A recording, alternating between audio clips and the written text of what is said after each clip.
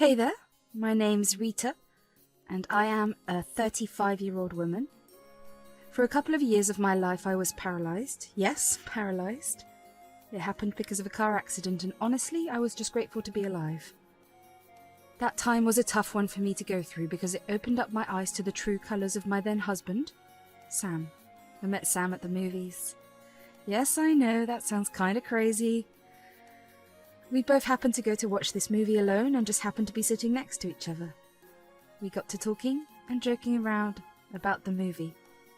When we got out of the theatre, I got to take a proper look at his face, and I was literally struck by how handsome he looked. We decided that we didn't quite want to stop talking, so we went to the cafe nearby and got ourselves some coffee. That one spontaneous date led to several more. Sam was genuinely a great guy. He was funny and just knew how to make any time a good time. He also came from a family with money, so he was never shy to spoil me senseless. I had a lot of fun with him. So when he proposed to me after 4 years of dating, I was more than excited to live a good life with him. The next couple of years were great, or so I thought. I mean, looking back, I see a lot of the issues that existed that I just brushed off because I loved him, but nonetheless, I had a good time with him. Of course, like any regular couple, we had our fights. It was on one particular day we were having an argument and we got into a car crash. I don't even remember what we were arguing about, but I do remember that we were yelling at each other. In a moment of anger, while driving the car, Sam pulled his phone out to send a text. He moved his eyes off the road and didn't pay attention to his steering. Next thing I know, I'm yelling because we're driving into the divider, and then I black out. When I wake up, I see Sam sitting by my side looking beat up. Turns out I had been in a coma for about 2 weeks. My parents had also taken turns sitting by my side, although there was some tension between them and Sam. I guess he told them the truth. The first thing I became aware of was the lack of feeling in my legs. I began panicking about it. The doctors rushed to get some tests done, and then I was told that I was going to be paralysed. I was devastated and inconsolable for a while. I remember feeling like my world was going to end. I stayed in the hospital for another few weeks before I was sent back home. I was still taking meds for all the other injuries I had sustained, and the meds made me feel pretty sleepy. I needed a good amount of care, and Sam was barely there for me. I tried to not let it affect me, but it really did. I spent a lot of time in the bedroom, and one day I just wanted to sit in the living room and watch TV. So when Sam got home from work, I asked him if he could carry me over to the couch. "Hi, my love. How was work?" It was so tiring. I just want to take a hot shower and then relax." "You go do that, but before you do you think you could just carry me over to the couch so I can watch some TV? Are you serious? Does my being tired mean nothing to you? I'm sorry, I didn't mean to. You didn't mean to? Please, you always mean to make things worse for me. I'm sorry. I just feel like I'm going to go insane because I'm constantly in here. If it was such a big deal, you could have just said no. Whatever, I can't do this anymore. What are you talking about? I can't deal with you. You're so tiring, I hate it. I deserve way better than this. I'm done. I'm leaving. You can't leave me. How am I supposed to do anything in this state? I don't know, and quite frankly, I don't care. Do what you like. Bye. I was beyond heartbroken. I know that caring for someone who was paralysed was not a piece of cake, it was a full-time job. At the same time, we vowed to stay together through sickness and in health, and I was in the position to begin with because of his rash driving. I know he hadn't been the greatest whenever I did fall sick. He would literally leave me to deal with my sickness, alone. I remember there was this one time that I came down with pneumonia and needed to be hospitalised. He conveniently had a business trip to go on right when I started showing symptoms, and when I called him, when my symptoms got worse, he told me that he wouldn't come back. I don't even know how I managed to get to the hospital on my own, but as soon as I got into the ER, I collapsed. I was hospitalised for 3 weeks, and not once did he even call to check up on me. When I did get better and I was allowed to go back home, he came back. We had a huge fight, and he didn't even apologise once. Looking back, I should have left him right there and then, but I thought that it was something I could get over, and I didn't want to let go of him. I guess it's right that love blinds people. I managed to fall asleep that night. The next morning, though, I needed help getting out of bed, but I couldn't do it myself. I can't even begin to describe how helpless I felt. I remember breaking down again for a while before I was stable enough to call my mum and ask her to come over. My mum must have heard the pain in my voice, so she was over in a heartbeat. I'd always kept a spare key under one of the flower pots at our front door, so my mum used it to get inside. She found me in bed, looking like a downright mess. She quickly helped me out of bed and helped me freshen up. It felt so comforting to have my mother take care of me like she used to when I was a child. When I was settled back down in bed, my mum asked me where Sam was. "I'm not trying to say that I don't want to help you, darling, but where is Sam?" He left. Left? What do you mean? Last night we had an argument because he had just got back from work and was too tired to take care of me. All I asked him to do was move me to the living room so we could watch TV together. That's hardly a difficult task. No offense, darling, but you barely weigh much. I've seen him carry your drunk brother from the driveway to his room upstairs, and they went drinking together after work, and your brother's massive. I know, but he thought that was asking too much. He told me he couldn't keep doing this for the rest of his life, so he just left. That son of a gun! How could he do that to someone he claimed to love? If your dad got paralyzed, I would have been there with him no matter how tired I was. That's what love is! Yeah, I wish I knew that. He's done this before too, you know. Whenever I've been sick, he's left me to deal with it alone. I guess I just hoped my being paralyzed would be different. Oh, sweetie, why didn't you tell us about this? I don't know, it was embarrassing. I mean, what kind of partner does that? Besides, I loved him too much to leave or talk bad about him. Okay, well, I don't love him too much. I'm going to call his dad. Bill will definitely be able to get a hold of him. Let's see what happens. Of course, she didn't do that immediately. I was still her first priority. She made me food and bathed me. She helped me get into the living room where we spent time watching crappy reality TV and just overall enjoying our time together. My medication made me feel pretty sleepy, so sometime around late afternoon, I fell asleep on the couch. When I woke up later that night, my mum had dinner ready for me. While we ate, she told me that she had called Bill and told him about what Sam had done. He had promised her to take care of it, but he did ask if it would be possible to invite Sam over so he could talk to him in front of us. I didn't know what Bill had in mind, but I knew that Bill loved me and had considered me to be like his own daughter. So he would definitely give Sam a piece of his mind. I wanted to be there to see it happen, so I told my mum that Bill was welcome to do whatever he wanted. It took about a week before I saw Bill. My mum and dad had moved in with me by this point.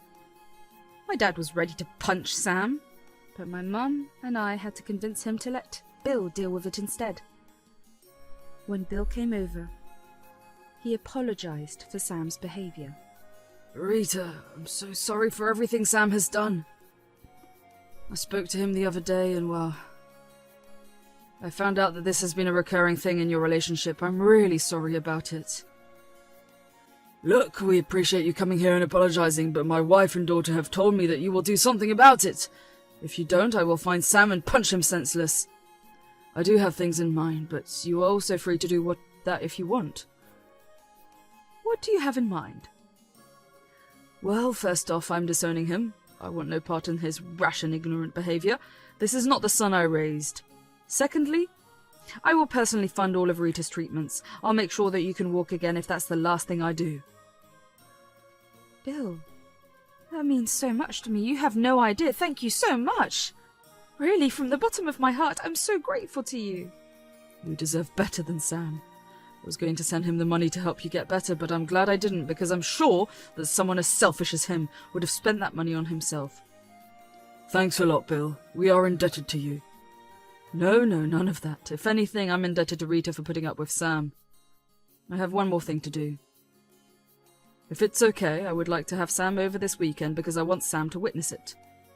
We're okay with it. Okay, great. Also, Rita, you have your first appointment with a new specialist tomorrow. I'll send someone to pick up and drop you off. Don't worry about anything. I'll take care of you. Thank you so much, Bill. After Bill left, my parents and I were left kind of speechless. How did a man as generous and kind as Bill ever raise someone like Sam? My life was about to change yet again, but for the first time in a while it was in a good way. I was, and still am, grateful to Bill for everything he did for me. The next day, my mum accompanied me to the doctor's. After a bunch of rigorous scanning and prodding, the doctor told me that I had suffered an injury that was pretty curable. He had me referred to the best physiotherapist and told me to get started with physiotherapy as soon as possible. I cannot even tell you just how happy I was to hear that. Both my mum and I burst into tears of joy. I was going to be able to regain my motor functions, and I would be able to feel my legs again. When we got home, we told my dad, and it was about the third time I had seen my dad cry in front of me. We were really happy. The rest of the week was spent going to physiotherapy. I was told that it would take a couple of years until I relearned how to walk again, but I was okay with it as long as I could walk and feel my legs. It was tiring, I'm not going to lie. I never realized just how physically and mentally taxing it was to do physio. When you do it, you're suddenly aware of just how incapable you are. But I knew I had to keep going for my life to get better. Finally, the weekend arrived. I waited nervously for Sam and Bill to show up. Bill had told us that he had threatened to fire Sam if he didn't come over and apologize, but he didn't tell him that he would be coming over as well. So Sam would come over first, and then he would. When Sam finally came over, I will admit it, I wanted to start yelling at him. I wanted to hurt him just as much as he hurt me. But I wanted to let Bill do what he wanted to do. My parents just glared at Sam. Sam walked over to me and tried to carry out a regular conversation. Hey, Rita. Hey, Rita? Is that all you have to say? You left me for almost a month and this is all you have to say? What are you even doing here? Don't make this hard, Rita. You make it hard when you were the one who was texting and driving, and on top of that, you left me all alone knowing I can't do things on my own. See, this is why I can't take care of you. You're constantly nagging and you always make me feel bad. I make you feel bad? Since when?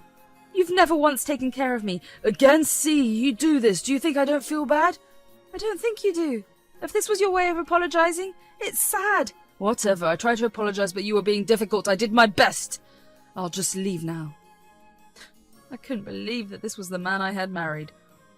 This was not the Sam I knew. Had he always been this heartless?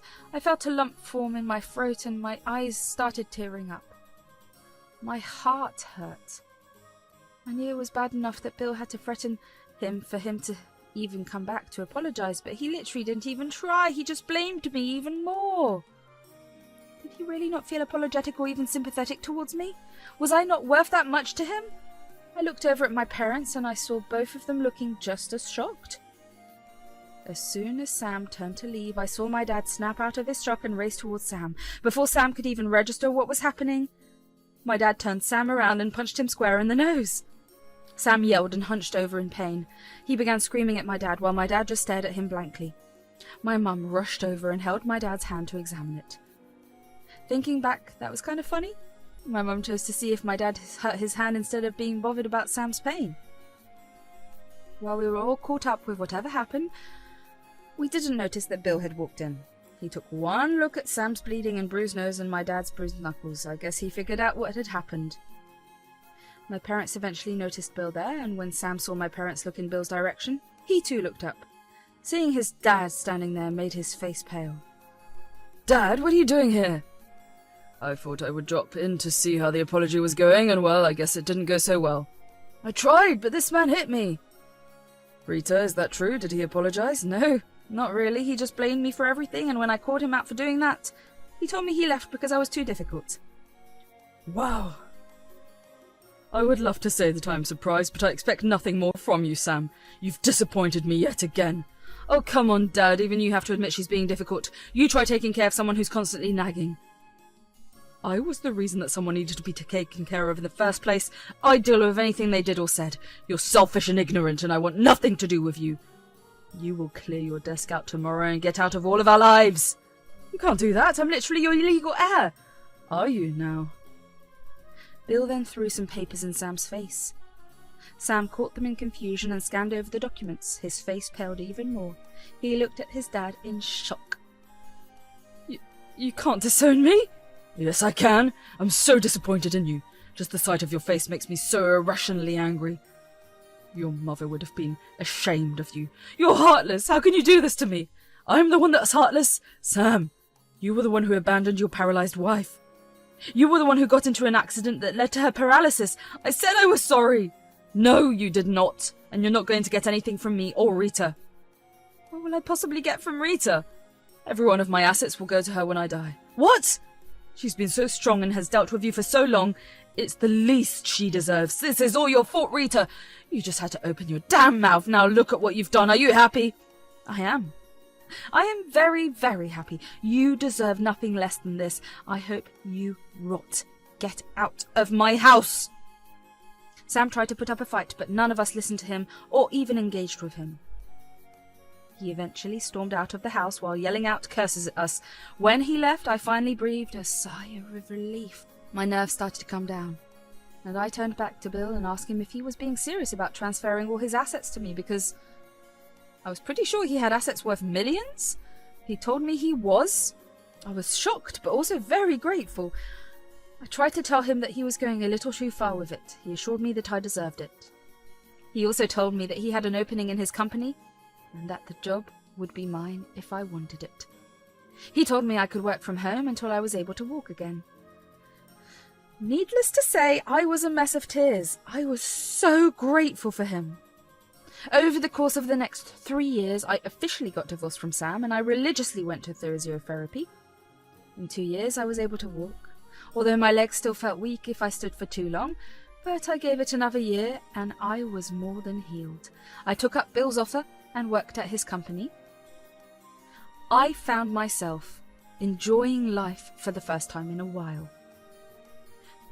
I was doing well in every aspect of my life and nothing could bring me down. As for Sam, I happened to run into him at a grocery store. He looked haggard.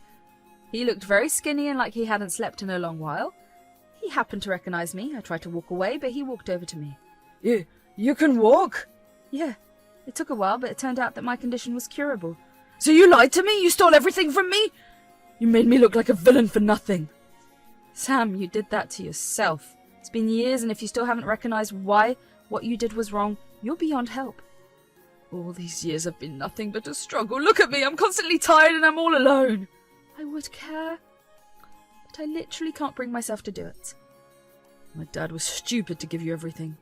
Oh, but I'm the one who's working harder than you, and actually growing the business. In fact, just yesterday your dad was telling me how he made a very smart decision to hire me in your place. It doesn't matter. I'll talk to my dad and have him see the error of his ways. Whatever, Sam. I wish you nothing but luck. Bye. I have to say, running into him and seeing him look desolate made me feel great. He finally got what he deserved. It's sad that he still thinks that he's right, but oh well. That's none of my concern now. For now, I just plan on living my best life, surrounded by people who actually care for me. I'm done making excuses with people, and I've learnt what my worth is. I hope that all of you who are listening will take a page out of my book and know that your worth is always more than being treated like trash. Always stick with the ones that are there for you at your lowest, because they will be the ones that soar with you at your highest.